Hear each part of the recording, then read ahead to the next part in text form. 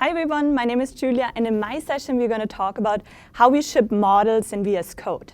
So in Sandeep's session, you've already seen how you can actually manage and you can configure these. And in my session, I'm going to talk about a little bit how they actually, like what it works or how it works, how we're getting these models into VS Code. So for this, I'm actually going to take you on a little bit of a journey. So I recently started as a PM in Visual Studio Code. Before that, I was using VS Code daily, but I never really thought about, well, what happens or how does it work that a new model will just show up here?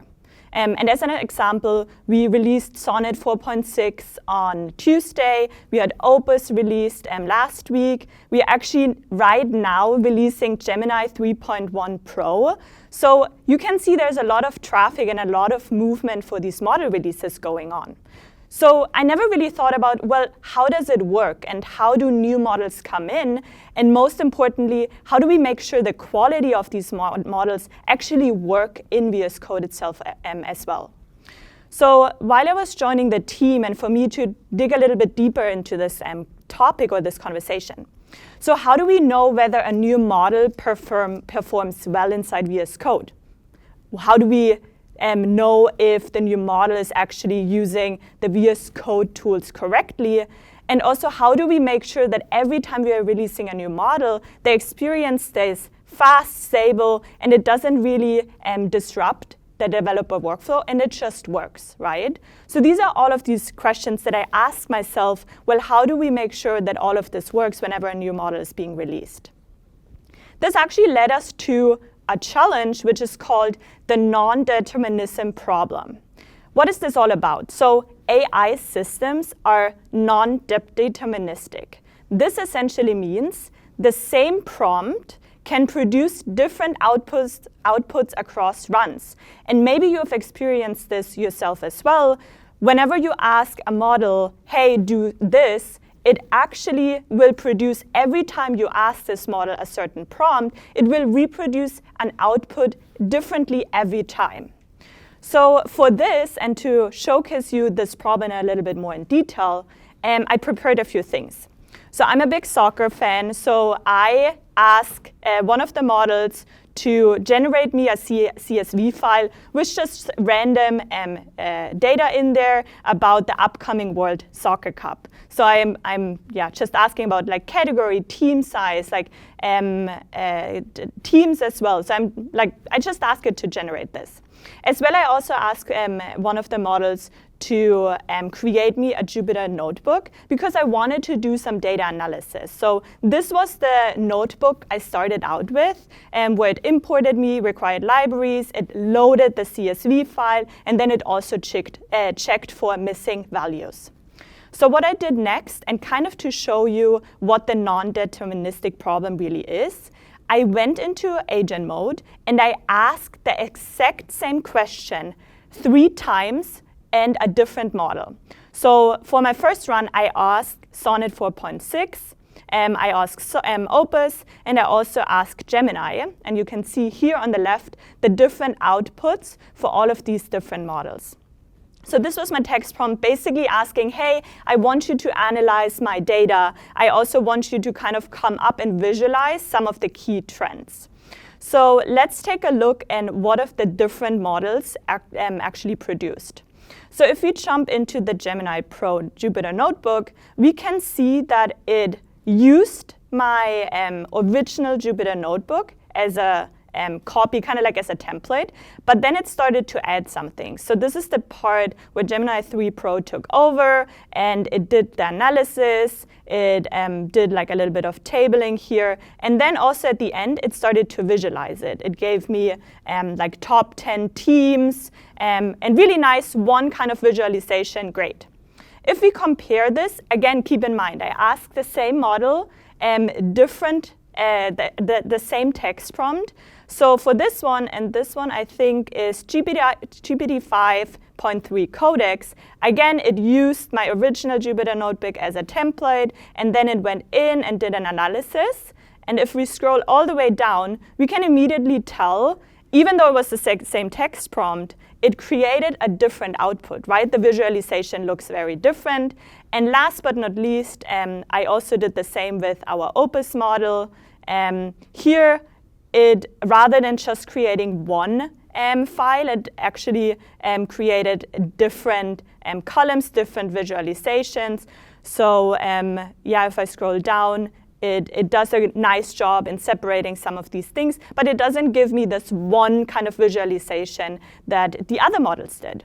And not saying that any of these aren't true or aren't right, just kind of to demonstrate you some of the challenges we go through and also what it means to have this non-deterministic problem, especially if you're releasing new models. Like, how do we know the quality of these models is actually accurate? All right, so now that we identified the non-deterministic problem, how can we solve this problem, especially if we are not yet releasing a model? We know that there will be a model release soon.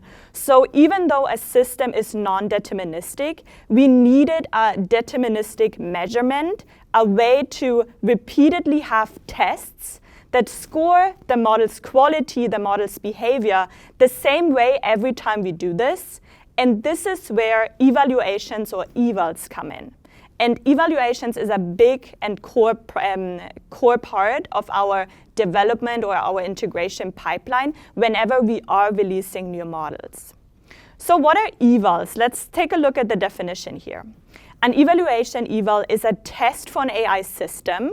You give the model an input, your text prompt basically, and then we use grading logic to score its output and determine whether it was successful, whether maybe it wasn't as successful. And for this, we are using offline evals, which are a big part of our shipment pipeline, to have these repeatable automated tests before a model is released to the public, while we are integrating this into our development pipeline. And we are trying to score how this AI system with the new model is performing on these predefined tasks.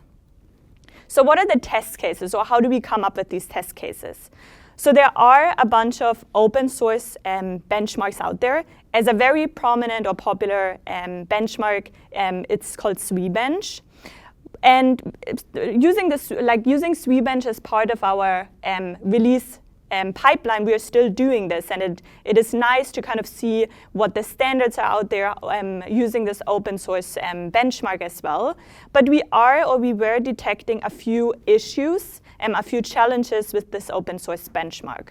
One of them, a potential leakage or familiarity challenge, which essentially means this is an open source benchmark, right? So we don't know how the model are being trained, if they're excluding this in their training data sets. So because it is public, models might have seen similar fixes before. So just knowing that this might be one of the challenges that we are running into whenever we are using, or whenever you are using, an open source benchmark. Another one that we detected is VSCBench is very Python heavy.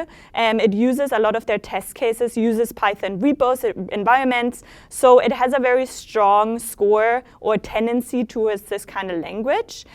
So especially for VS Code, we know we have developers out there who is not just using Python. We have so many different languages that they are using. So we wanted to make sure we are not just testing on one language in particular. We actually wanted to diversify the test cases that we are using. So what did we come up with? We came up with what we call VSCBench.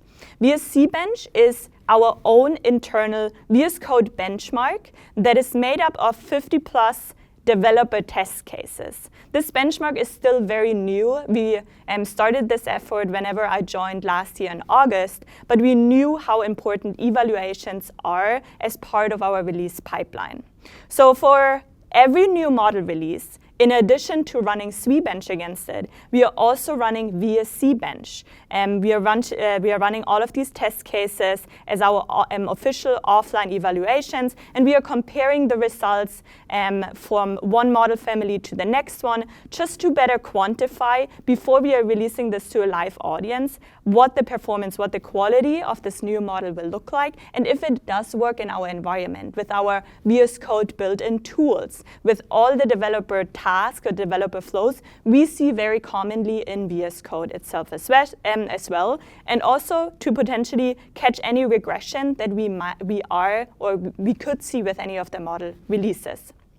So because this is an internal benchmark, I'm not able to share too much detail into all of these different test cases that we have.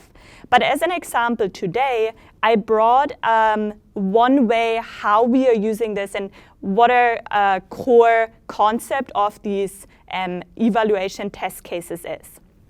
So this is a very simple one of our example test cases. And this is the structure of it. So every test case in VSCBench has an agent.yaml file. And while we are running our offline evaluation, it will go these steps and it will do the following. So it will use the text prompt, which think of it, a user going in here and typing this text prompt in VS Code into the GitHub Copilot chat experience.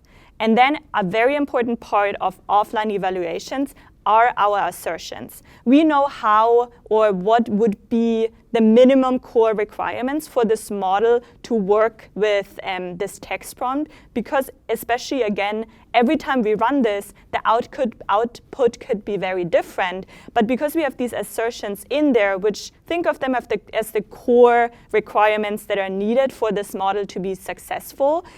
So we are like writing down the assertions. For example, hey, for us it is very important that the agent should have a virtual environment. We want to make sure that the run in terminal tool is being called here and it doesn't use any other built-in tools in VS Code. So think of this as one test case. As I mentioned, VSCBench currently has 50 plus other test cases as well across different languages, across different developer workflows that we are seeing. And we are doing this repeatedly before a model launch to see how the model performs if we see any regression in the quality. So once this is being done as part of our release, we are auto-generating what we call a model report card. And I brought an example model report card here to showcase one of the latest releases that we had, GPT 5.3 Codex. And usually as part of this, we do start comparing it across the different model families that we've had.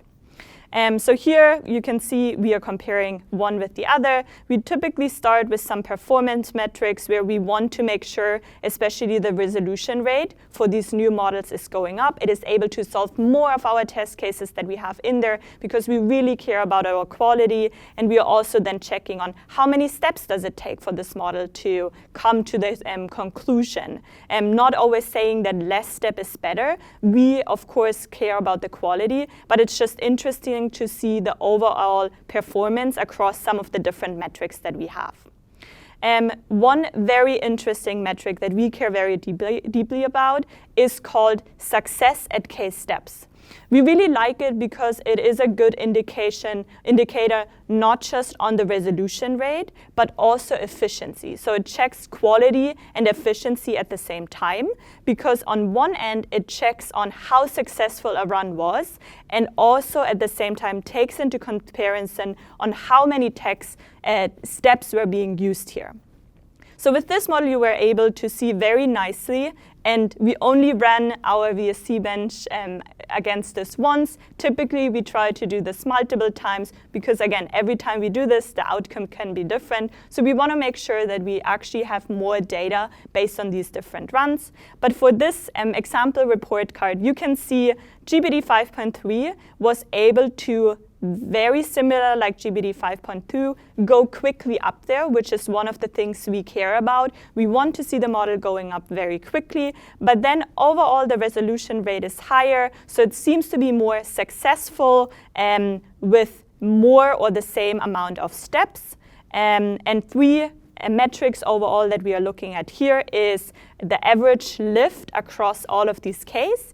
We also check on the early step lift because we want to make sure, even though a model is successful overall, we still wanted to be improving on efficiency as well. So that's also one of the indications we look at. And then overall, the area under the curve should be positive for the new model. So we just know overall one of the higher resolution rate is one thing that we also care about. All right, so once we've done this, and once we have our model card, what does the process overall then look like?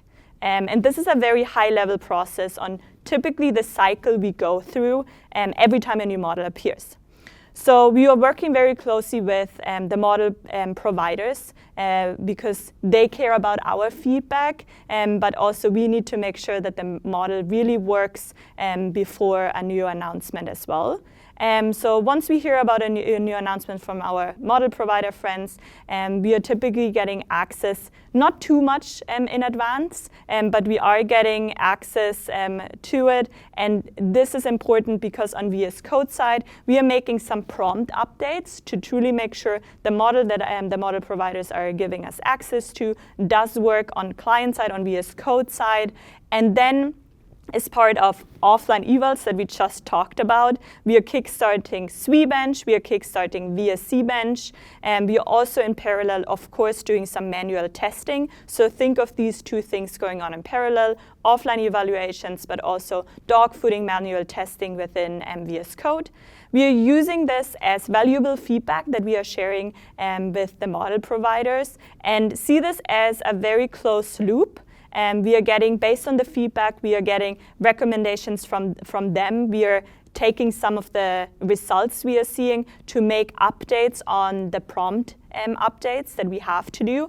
And then ideally, depending on how much time we have before a model release, we are trying to go through this cycle more often so we truly make sure that it works until the big day is coming your way. Is the model launch day, and this is how you're able to open up GitHub Copilot and VS Code to open up your model picker, and that's how you're able then to see new models popping in. And from an end user perspective, it just kind of shows up. There's a lot of work going on before these model releases. We are very thankful for all of the partnerships we have with the model providers, and overall wanting to make sure we are providing our developers the best use case scenario, the best developer experience in VS Code. So yeah. Overall, if you're interested in anything VSCBench related, I mentioned that this is currently an internal benchmark, but if these kind of topic areas are something that you're interested in, just tag us, reach out to us. We're always interested to kind of hear where this lands with our community, if this is an area of interest for more people out there. Thank you all so much for listening, and have a good rest of your day.